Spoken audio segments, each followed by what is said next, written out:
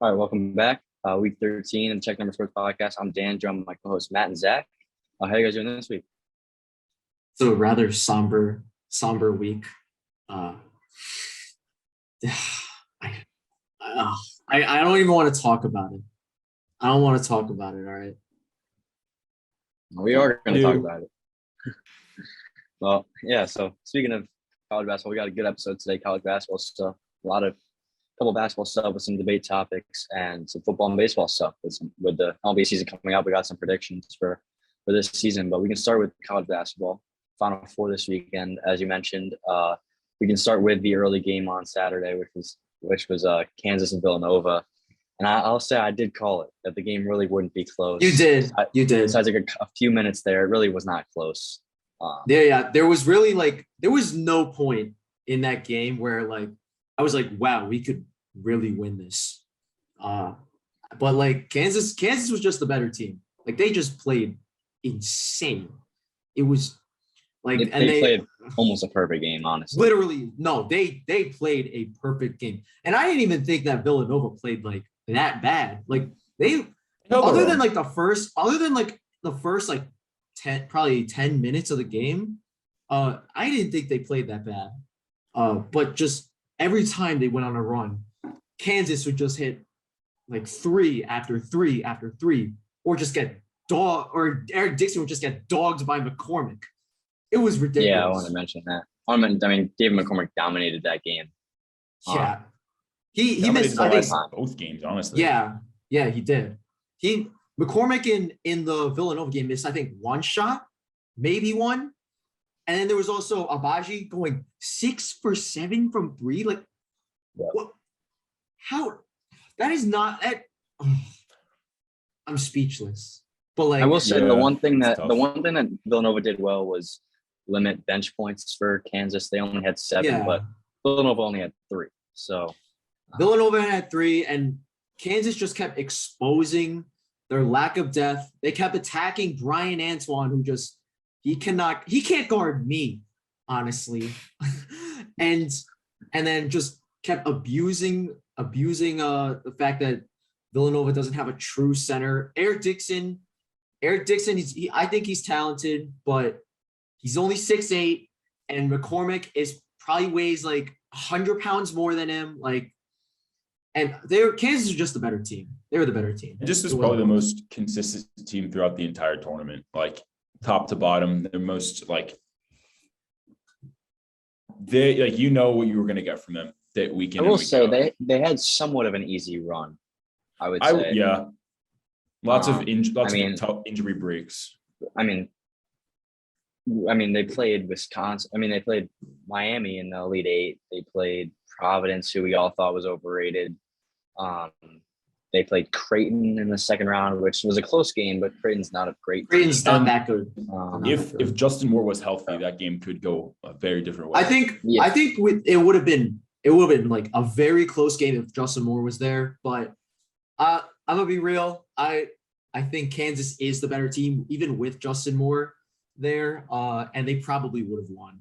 But I think it would have been so much closer. Yeah. It's sad.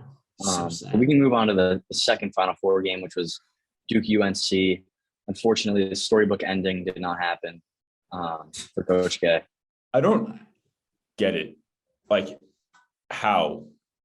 Duke looked so dominant the past 2 weeks against, what was it, Houston and Texas Tech? Houston, I forget. I don't even remember. Texas Tech and Arkansas. Yeah. Right? Not Houston. But it's weird because I said all along you need the guy, and UNC proved me wrong. I mean, I guess Caleb Love / they kind of had the guy. Caleb Love is that guy. Well, not to the level of the other guys, but still, I mean, I was surprised. I mean, I didn't think there was a chance in hell Duke would let UNC beat Coach K again in his last game ever. But disappointing. I was wrong. That was great. Duke just sold them bad. Yeah. Shooting. They shot 22% from 3, and then three of the starting 5 shot below, I think, 40%. Including Wendell Moore and AJ Griffin, which gets me into the fact that I feel like AJ Griffin does kind of need to stay one more year just for the sake of his development. I know he's probably going to go top 10 still.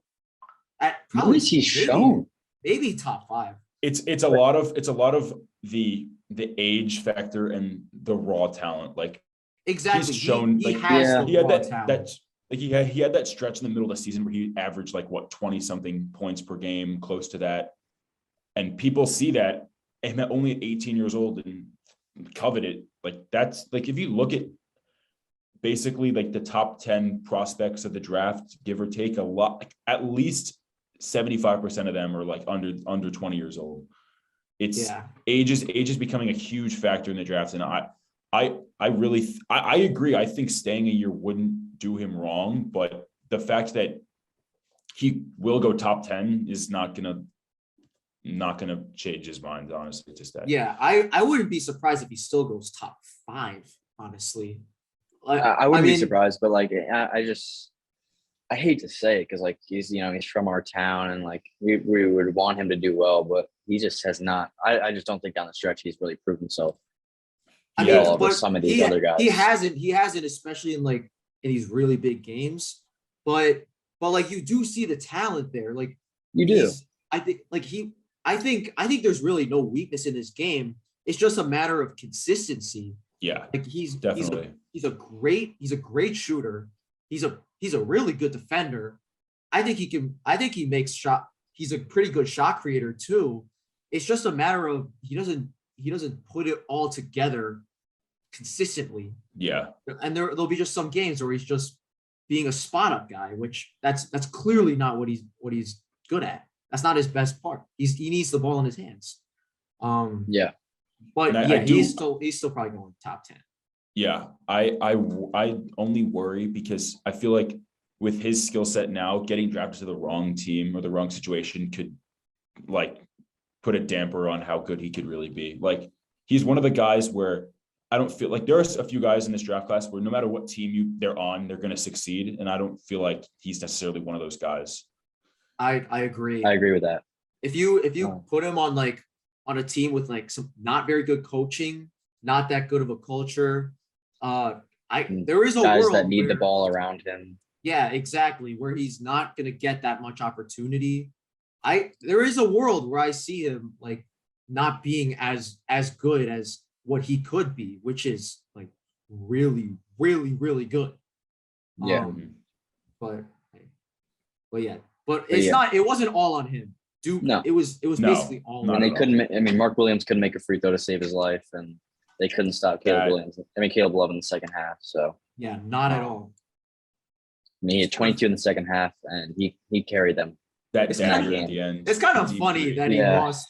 That Coach K will lose twice in his final season to UNC. And he could have had Caleb Love on his team, and he picked. I think it was either Trevor Keels or Jeremy Roach. I mean, Jeremy Roach had a good game. But he could have had Caleb Love on his team. They're both good. Yeah. Instead of those guys, but that set us up for a championship game of Kansas and UNC, and the game did not disappoint. No, not at all. Definitely not disappoint. Kansas came out and they kind of punched UNC in the mouth, and then UNC responded and looked like he had control. But honestly, to me, even when UNC was in control, it still felt like it was Kansas's game a little bit. I mean, this has been the story of Kansas, like basically like since that Miami game where they kind of have a bad first half and then just explode. Just turn it on. It's it's very, very impressive. Yeah, I was watching, and even when UNC was up, I think they were up 16. I was like, there is a world where they could come back. Like it was definitely not. They were not, even though it was a commanding lead, it didn't feel like it. And then in the second half, UNC just had a collapse of the century. They like in the half court offense, they could not get anything. Nope. Anything. Like I think almost so much of their points in the second half were second chance, which like is fine. Or free throws. Or free throws. And then Bassett, or is it Bassett? Baycott. And in the second half, he just kept trying to post up on McCormick. I'm like, what is he doing? It was not working. It was not working the entire game. especially when Manic and Love were heating up. Exactly. And Manic really didn't touch the ball in the second half. Nope. Yeah, he kind of just. That last play, he I don't even know what the plan was, but or one of the last plays, he could have had the ball in the corner. The last where Caleb Love airballed that three, he was like coming out of the curl. He stumbled and was slipping, and I don't know if that was what Caleb Love did was improvised, but I don't know. I also think that it was a little. Look, I get it. It's a national championship. Whoop-de-doo. But I think when Caleb Love, he went down really hard. I think he should have, you could tell that it was bad. It really affected him. In the second half, he made maybe one or two jump shots, maybe. Yeah. I mean, him and RJ Davis both didn't shoot. Yeah, he should have. I think he should have at least sat for at least a couple minutes. He was just at that point. He was just limping up and down the court. Sit down. You're not doing anything on either side of the ball. Just. It showed how North Carolina had no depth. No, yeah, they not had at all. 6-man rotation, and really the 6-man played the most minutes yesterday than he's ever played. He had a good game. He was throwing up on the court because of how tired he was. Yeah, he was literally throwing up on the court. Oh my God, that was left it all out there. But yeah, he did leave it all out there. But at the end, the best players on UNC, they didn't really show up in the second half. It was just. Even Caleb Love and RJ Davis really didn't show up in the first half either. Yeah, not really. At least Caleb Love. Caleb Love was I think he was 5 for 24 the entire game. So yeah, he really didn't show up this game either. But it was still a great game. Really. Yeah, it was. And Kansas, like we said last week, flew under the radar all year. But a really complete team. Remy Martin off the bench really stepped up for them. Stepped up in the second half. Had in the second half, 11 points in the second half. 3 for 3 on threes in the second half. He really stepped up. It showed. I think this season really showed how valuable transfers are going to be in the coming years. You got Brady Manick for North Carolina, and you got Remy Martin for Kansas, and even just in the whole tournament, it showed how valuable transfers are going to be with the new transfer rules where you can play right away. It's going to be interesting. Which reminds me that some three of the best players on St. Peter's, they're now transferred. Yep. I feel like they're going. By the way, it is so clear. At least one of them is going to Seton Hall. There is no way. There is no way they're not. I could see all three of them go. All three are going to go to a Power 5 / Big East school, I think, in my opinion. I think, it's a lot that at least one of them is going to be at Seton Hall. Has to be. Which is also, it's really sad, because now St. Peter's, they're probably going to get a lot more funding, but now they're just going to be really bad again. They lost their head coach to Seton Hall and 3 of their best players. So I think that's what happens. Sad, but it is what it is. But yeah, anyways, Kansas, they flew under the radar this entire year, but they were clearly the best team. And it wasn't really. UNC gave them their toughest challenge, but even then, it was. They were definitely a better team. Yeah, they played way better. Even in the first half, Yeah. But congrats to Kansas, I guess. I still don't like them, but they deserve it. Congrats. They deserve it, definitely. And we can go to some NBA stuff now. We've got 2 NBA topics. We can go through the first one a little quickly before we get into a debate topic. And that's, we've talked about the Lakers a bunch. I feel like since we've started this, I think the first episode we ever did, we said, are the Lakers in trouble? And that was when they were in 4th. And right now they sit in 11th, and they're 2 games back at the Spurs, 3 games back at the Pelicans, who are 2 teams that at that point we really thought wouldn't even have a chance to make the playoffs. I think this team is damaging LeBron's legacy. It is. Makes me so happy seeing this. So happy. makes me What? happy. I have a bet with my roommate, $20, Yep. that the Lakers are going to miss the playoffs. So Oh, it looks like I'm going to be $20 richer fair. in the next coming week. But I don't like this because, one, it shows, and I guess this applies to the Nets to a lesser extent, that just throwing money at all of these stars doesn't necessarily work all the time. It shows that team building is not, you can't just accomplish it Just by look signing. look at the Bucks all and the these Suns guys. last year. And yes, the Nets are still I mean, a good they- team. This They is got more Chris directly Paul. towards Yeah, the but Lakers. Chris Paul is not But LeBron James and Anthony Davis. Having just But he's still one getting- of the top guards in the I mean, NBA. at that point, you'd probably rather when they traded for Westbrook, you probably would have said they'd rather have Westbrook than Chris Paul. No way. No shot.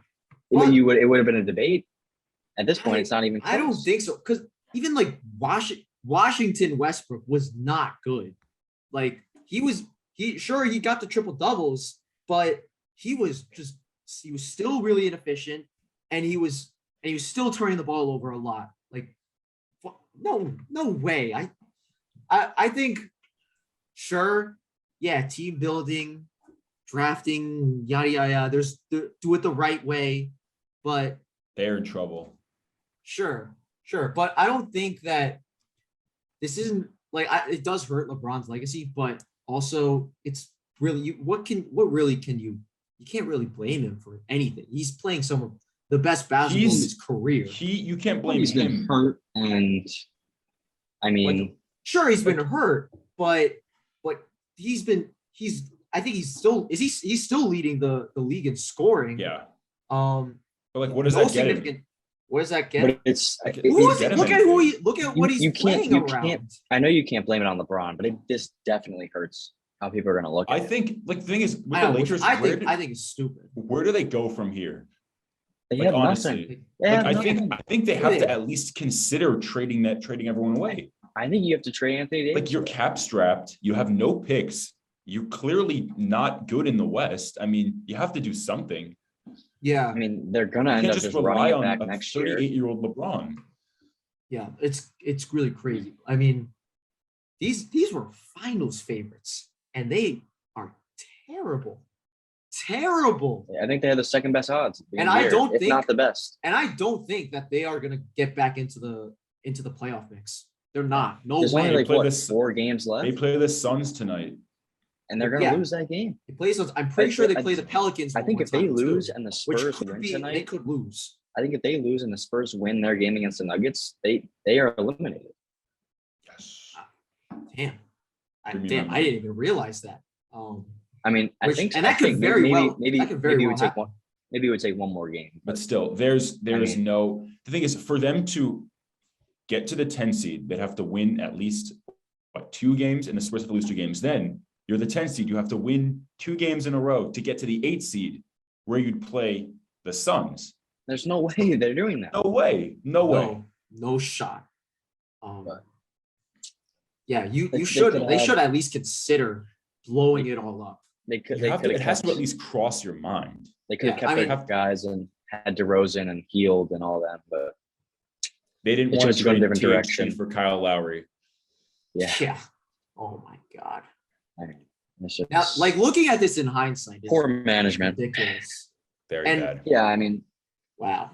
you couldn't have saw this coming, but they definitely could have went in a different direction.